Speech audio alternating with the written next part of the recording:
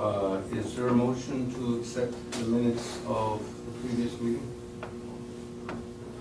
They're accepted. It's a busy day today at the opposite end of the building.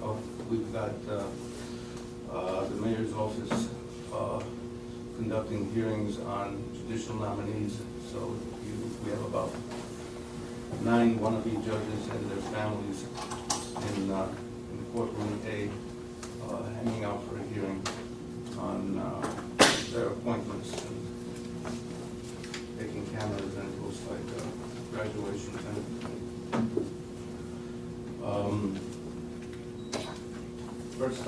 first up on deck is DEP's request for cease and desist orders. Are you ready?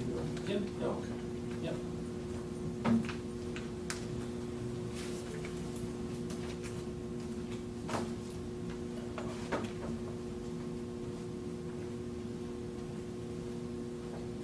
Okay, good morning.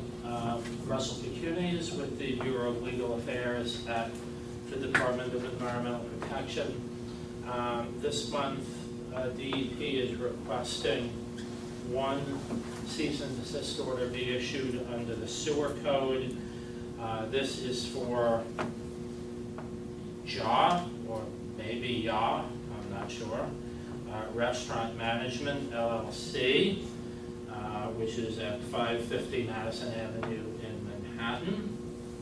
The location was inspected on May 2nd of last year, and it was determined that it needed to install a number of grease interceptors, and a commissioner's order was therefore issued to the establishment directing them to install said grease interceptors. And a series of summonses were then issued to the respondent for not installing the grease interceptors in compliance with the commissioner's order. And the respondent continues not to be in compliance with the commissioner's order. And due to their continuing failure to do so, the department is requesting that the board issue an order to cease and desist. Any questions? Motion? It's unanimous. I couldn't see your hand. Okay, and the DEP also has requests in 24 cases for cease and desist orders where building owners have failed to install backflow prevention devices. In each of these cases, the owner has been ordered to do so after an inspection by the department. In each of these cases, the owner has been issued a summons for failing to comply with the order. That summons has been adjudicated in violation, and the owner is still not in compliance with the requirement. So in each of these cases, the department is asking the board to issue an order to cease and desist. Questions? Does everybody know what a backflow preventer is? Okay. Is there a motion? I guess since everybody's put their hand up, it's unanimous. Thank you.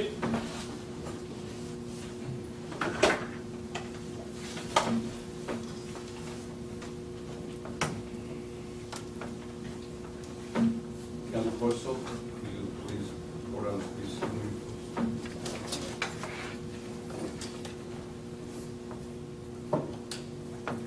Good morning, Kelly Corso, Assistant Director of Adjudications for the Hearings Division. Just for the benefit of our new member, just want to give her a little brief outline of what happens. After the cease and desist order are approved by the board, the order will go out to the respondent, and it will order the respondent to appear for a special hearing at the Hearings Division. And if the respondent comes in, there'll be a hearing, and usually these go on for a period of time for respondents to be able to come into compliance with the order. And once there has been compliance, or maybe the Department of Environmental Protection there's no need for the equipment anymore or something like that, the hearing officer will issue what is called a pre-sealing report. It's like a decision, but we call it a pre-sealing report, and that's what I'm presenting on. In some instances, in most instances, the reports recommend no further action because the response will come into compliance. In some of them, it's that there be some monitoring that go on, and in rare cases, they will recommend a sealing if the respondent has not complied, needs not to comply, or does not show up for the hearings. So for today, we have 10 pre-sealing reports. 4 of them involve backflow violations, 1 involves a sewer code violation, 1 involves an air code violation, and 4 involve noise code violations. In all 4 of the backflow cases, the hearing officers recommend no sealing or other action based on the respondent's evidence of compliance that was presented at the hearings. In the sewer code case, DEP has requested discontinuance of the C&D proceedings because the respondent has gone out of business. And the hearing officer has agreed with DEP's recommendation and has recommended that the C&D proceeding be discontinued and no further action be taken. In the air code case, the hearing officer recommends no further action based on evidence of the work done on the respondent's equipment to bring the equipment into compliance with the air code.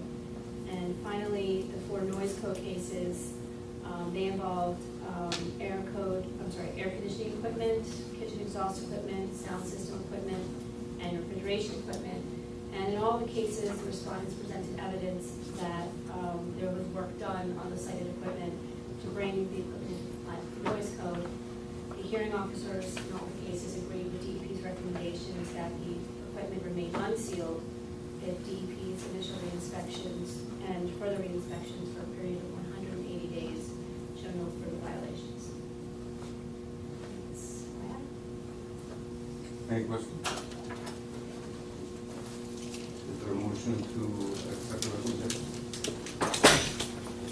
Thank you. Is there a motion to move into executive session? We're going to executive session. I'll ask everyone who is not an open employee, especially in the moment the camera goes back on. and Yes, sir. goes back on.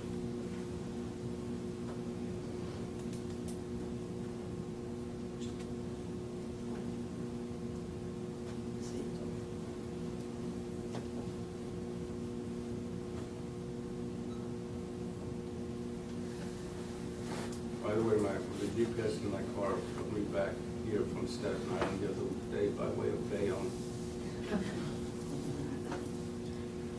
It could be faster. Oh, we are now back in public session.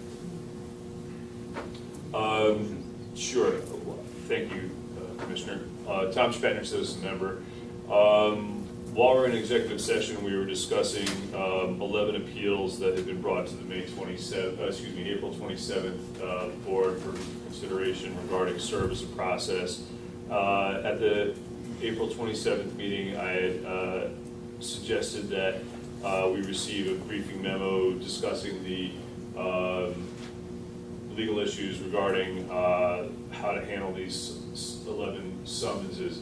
While the memo that we received for discussion dated May 22nd does touch on some of those issues, it was not clear to me from reading the memo whether the issues discussed herein gave us enough background and fully understand or adjudicate or provide advice on the administrative status of the 11 memos that were sub judice at the April 27th meeting. So what I would like to ask of not just the GC's Office of Oath, but also of the appellate unit and the city agencies, is to further develop the facts and legal analysis relating to these 11 summonses, firstly, but secondly, help us understand better the correct administrative posture for summonses where there have been issues relating to defaults with respect to, and then subsequent questions with respect to service of process. So my request again is twofold. One, that we get a better understanding of how to go forward in connection with the 11 cases, and I'd like those to be recirculated as part of our report materials for our next meeting, but secondly, to give us additional information to enable us to understand if we need to develop new methods of handling across city agencies consistently the issues that are that roll up to the service question more broadly. And I'll add to what you're saying by saying that I had expected that to be thrashed out today. Unfortunately, the people who prepared the memo in question could not be here today. One of them had to respond to a subpoena that was issued and had to be returnable this morning in court. And that's something that couldn't be avoided. Today was a return date. I agree with the request to basically put this on next month's agenda. And if there is a second, I think it's unanimous. Thank you very much. I appreciate your insight. I think we're concluded. Is there a motion to adjourn? Next time this month, by the way, the